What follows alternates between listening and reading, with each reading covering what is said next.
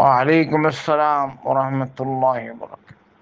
তাদেরকে জিজ্ঞেস করেন তারা কেন বলে মরেন, তারপরে উনি উনি অমর হয়ে থাকবে, কিন্তু বাস্তবে তো উনি মারা গেছে, তাকে তো তারা দাফনও করেছে, তো মনে নেই কিরকম। তাইলে বোঝা গেল এখানে উদ্দেশ্য মরে নেই, এটা নয়, মানে উনি মারা গেছেন কিন্তু ওনার কিছু কাজকর্ম যেগুলো ভালো কাজ করে গেছেন ওগুলো বাকি থাকবে, সম্ভবত এটাই তাদের উদ্দেশ্য। আর যদি না বুঝে তাহলে বুঝাবেন। আল্লাহ বলেছেন কুল্লু নাফসিন যায়িকাতুল মউত, প্রত্যেক প্রাণীকে এই মৌতের স্বাদ আস্বাদন করতে হবে। তাই যদি কেউ অস্বীকার করে মৌতকে, তো এটা একটা একটা একটা কি আমাদের এলাকায় বলে বলদ, একটা বলদ, একটা বেওকুফ।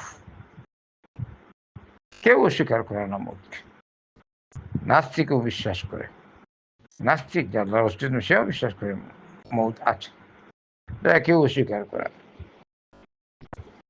তো এটা তাদের উদ্দেশ্য এটাই, উনি অমর হয়ে থাকবেন, মানে এরকম শব্দ, মানে ওনার ভালো কাজগুলো দিয়ে থাকবে, এটাই হয়তো তাদের উদ্দেশ্য। কিন্তু উনি ভালো করলেন না খারাপ করলেন, এটা অন্য অধ্যায়। বারাকাল্লাহু ফিক।